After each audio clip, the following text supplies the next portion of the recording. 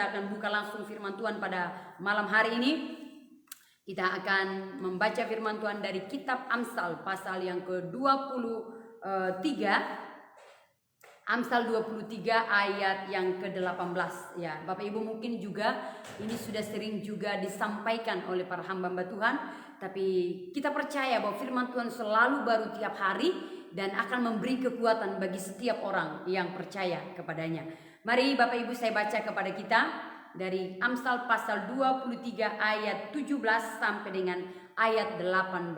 Bapak Ibu baca di rumah atau mungkin juga di HP. Janganlah hatimu iri kepada orang-orang yang berdosa, tetapi takutlah akan Tuhan senantiasa. Karena masa depan sungguh ada dan harapanmu tidak akan hilang. Bapak Ibu saya baca sekali lagi ya. Janganlah hatimu iri kepada orang-orang yang berdosa, tetapi takutlah akan Tuhan senantiasa. Karena apa? Masa depan sungguh ada dan harapanmu tidak akan hilang. Ya, puji Tuhan Bapak Ibu yang dikasihi oleh Tuhan Yesus, kami telah memberikan tema di dalam brosur kami bahwa tema kita malam hari ini masih ada harapan. Ya, Bapak Ibu yang dikasihi oleh Tuhan Yesus, ya. Orang yang putus asa adalah orang yang tidak percaya dan tidak yakin ya akan firman Tuhan. Ya. Memang ketika masalah sedang datang menerpa hidup seseorang, ya sudah kebiasaan oleh setiap orang atau setiap insan bisa kecut dan tawar hati, bisa undur dari Tuhan dan pelan-pelan sedikit demi sedikit dia akan menjauh. Bahkan mungkin tidak banyak, tidak sedikit maksud saya, orang akan menyalahkan orang-orang di sekelilingnya. Dia berkata oleh karena engkau, oleh karena ini, oleh karena itu. Mungkin seseorang akan menyalahkan orang lain oleh karena apa? Masalah beban yang dihadapinya. Nah, tetapi firman Tuhan malam hari ini akan disampaikan kepada Bapak, Ibu dan saya bahwa dikatakan kepada kita ya bahwa masa depan sungguh ada dan harapanmu tidak akan hilang. Ya, memang Bapak Ibu yang dikasihi oleh Tuhan Yesus, ketika kita melihat orang fasik ya atau orang yang berdosa itu dalam Mazmur pasal 1 itu dikatakan ya, orang yang berdosa yang hidup dalam kumpulan pencemooh atau mungkin juga orang yang tidak percaya kepada Tuhan, kita melihat kadang-kadang mereka hidup mereka diberkati. Ya, hidup mereka berkecukupan, harta melimpah. Ya, mungkin kesuksesan mereka juga melebihi daripada kita. Ya, keberhasilan daripada kita juga mereka lebih berhasil. Dan juga ekonomi mereka juga mapan. Mungkin mereka tidak sakit-sakitan. Ya, mungkin kita kalau melihat seperti itu orang fasik, ya atau orang yang tidak mengenal Tuhan, memang kita bisa kecut dan tawar hati Bapak Ibu. Tapi ingat firman Tuhan katakan di ayat yang ke-17 itu di Amsal 23 dikatakan Bapak Ibu. Ini perhatikan supaya kita jangan sampai iri hati kepada mereka yang mungkin lebih mapan, lebih kaya, lebih mungkin terhormat secara manusia, kekayaan mereka berlimpah. Ini dikatakan, janganlah hatimu iri hati kepada orang yang berdosa. Nah, artinya apa? Orang berdosa tadi mungkin lebih kaya, lebih sukses daripada saudara mungkin dan saya yang mengenal Tuhan. Nah, Bapak Ibu yang dikasihi Tuhan Yesus, orang percaya ya, orang yang yakin kepada Tuhan Yesus atau pribadi seseorang tidak dinilai dari harta, kekayaan ya atau mungkin apa yang dia miliki atau kesuksesan yang dimiliki oleh dunia. Bukan seperti itu dari pandangan Tuhan. Berbeda pandangan Tuhan dan pandangan daripada manusia. Nah, kalau manusia mungkin pandangannya kalau orang ya hidup itu sukses itu adalah orang yang mencintai Tuhan, yang orang yang sukses begitu ya. Tapi kalau dalam Tuhan bukan itu, maksud saya bukan itu yang menjadi patokan. Ya, kesuksesan di dalam Tuhan atau keberhasilan di dalam Tuhan, bagaimana seseorang mengenal Tuhan secara pribadi. Jadi supaya Bapak Ibu tidak kecut dan tawar hati melihat orang mungkin yang lebih mapan, lebih kaya, ya lebih ternama dan memiliki harta yang banyak dibanding saudara dan saya. Ya, kesuksesan yang sebenarnya ya Tuhan katakan bahwa ketika kita mengenal Tuhan secara pribadi. Maka saya percaya kalau saudara dan saya mengenal Tuhan secara pribadi, saya percaya berkat-berkat itu akan mengikuti saudara dan saya. Nah, Bapak Ibu yang dikasihi oleh Tuhan Yesus, ya, kita bisa berkata, kok mereka lebih diberkati? Ya, kok mereka lebih mapan, kok mereka lebih luar biasa dari kita? Stop berkata seperti itu, Bapak Ibu. Ya. Karena apa? Firman Tuhan berkata ya di dalam Yeremia 29 ayat 11 yang mungkin juga Bapak Ibu sudah banyak mengetahui, bahkan sudah hafal ya. Sebab aku mengetahui rancangan-rancangan apa yang ada padamu mengenai kamu, yaitu firman Tuhan, yaitu rancangan damai sejahtera dan bukan rancangan kecelakaan, untuk memberikan kepadamu masa depan yang penuh harapan. Jadi orang yang percaya kepada Tuhan, orang yang mencintai Tuhan, bahwa rancangan hidup kita itu sudah diatur oleh Tuhan, yaitu rancangan apa? Rancangan yang baik, rancangan yang indah, bukan rancangan kecelakaan, bukan rancangan yang suram, tapi rancangan yang memberikan masa depan yang penuh pengharapan kepada saudara dan saya. Karena itu Bapak Ibu, jangan lihat ukuran manusia, orang-orang di sekelilingmu yang mungkin lebih the best secara harta, secara ya mungkin keuangan ya. Karena Tuhan tidak melihat itu Bapak Ibu.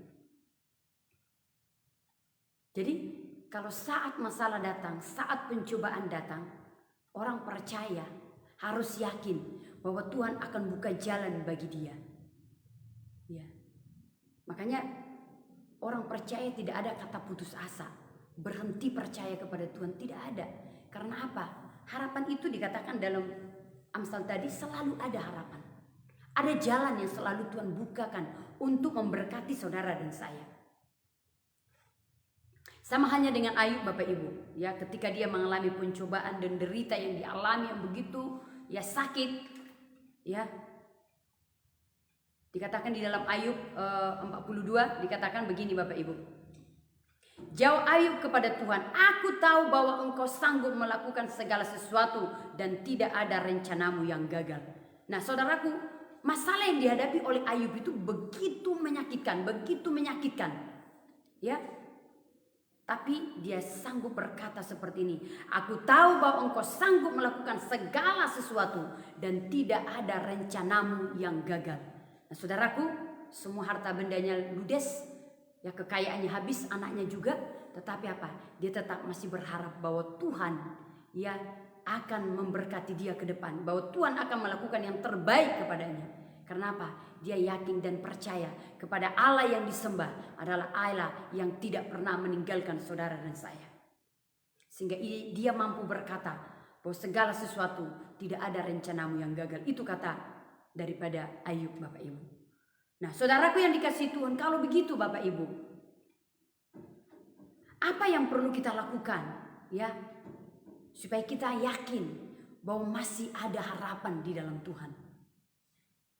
Ada beberapa tips yang boleh saya bagikan kepada Bapak Ibu dan saya dan saudara dimanapun berada saat ini, ya supaya saudara tidak putus asa dengan masalah, tantangan yang dihadapi yang mungkin bertubi-tubi ya, bulan depan datang lagi, tahun depan tidak pernah habis-habis.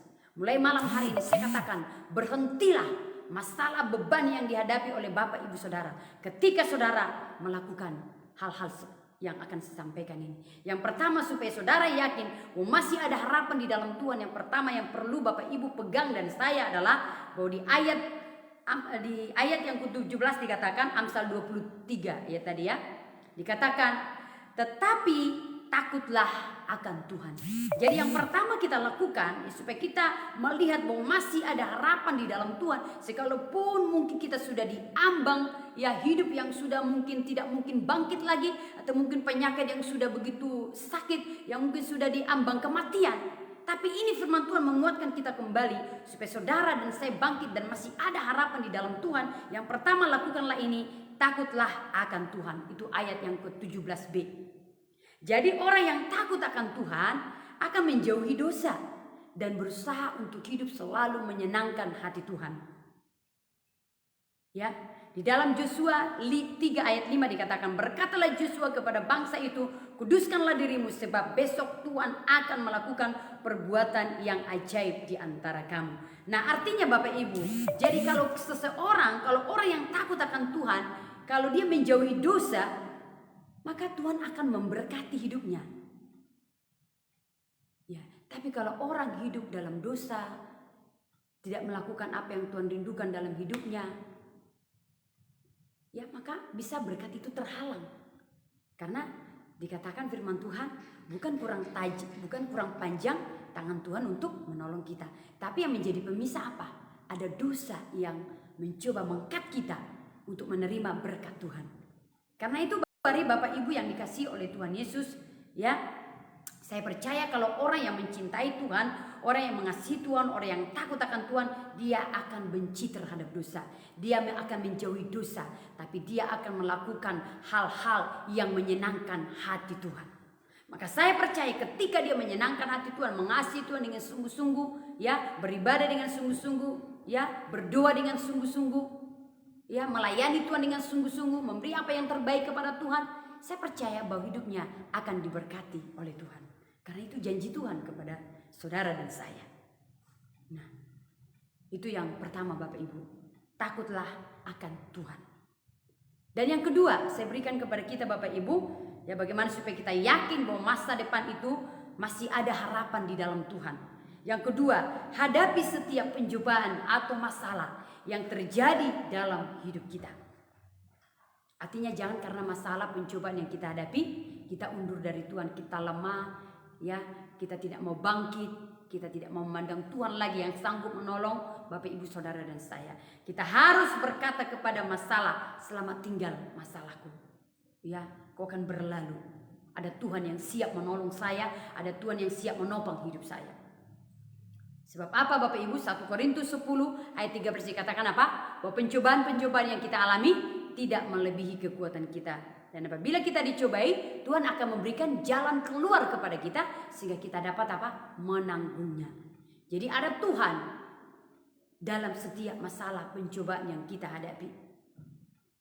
Makanya Bapak Ibu, kalau ada masalah, ada tantangan, cobaan yang mungkin seberat apapun, ingat ada Tuhan yang memperhatikan Bapak Ibu Saudara. Dan dia katakan, pencobaan yang kita alami, yang kita hadapi itu tidak melebihi kekuatan saudara dan saya. Tuhan akan memberikan jalan keluar kepada saudara dan saya sehingga kita bisa menanggung masalah itu. Sehingga kita apa? Bisa melihat, oh, ada jalan terbuka bagi saudara dan saya. Karena itu Bapak Ibu yang dikasihi oleh Tuhan Yesus, apapun yang menjadi masalah pencobaan yang saat ini sedang menerpa hidup Bapak Ibu, ya, mari datanglah kepada Tuhan. Yesus selalu ada bagi saudara dan saya. Dia tidak pernah meninggalkan kita Bapak Ibu.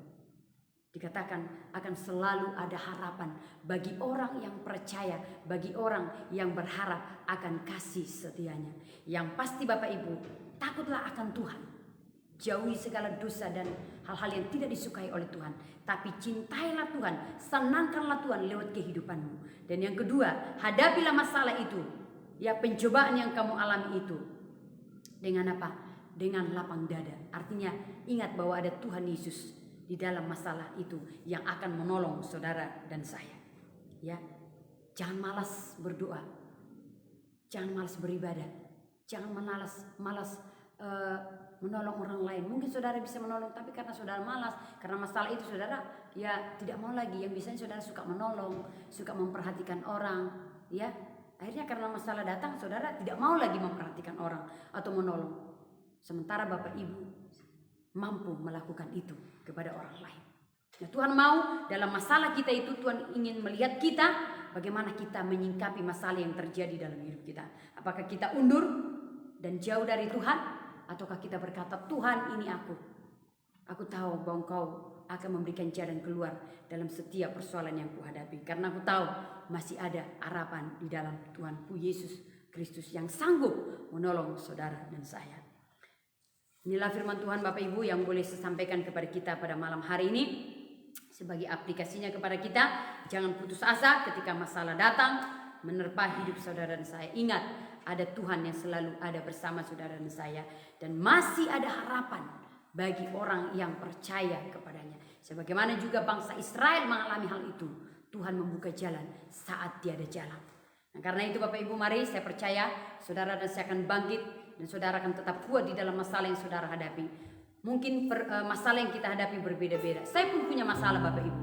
Tapi kita memandang Tuhan Yesus dalam hidup kita. Karena apa? Orang percaya tidak akan ada putus asa. Karena ada Yesus yang selalu beserta dengan kita. Puji Tuhan Bapak Ibu yang akan meresponi firman Tuhan pada malam hari ini. Kita katakan, Tuhan, Engkau begitu baik, sebab Kau anugerah yang besar dalam hidup kami. Haleluya Tuhan. Haleluya.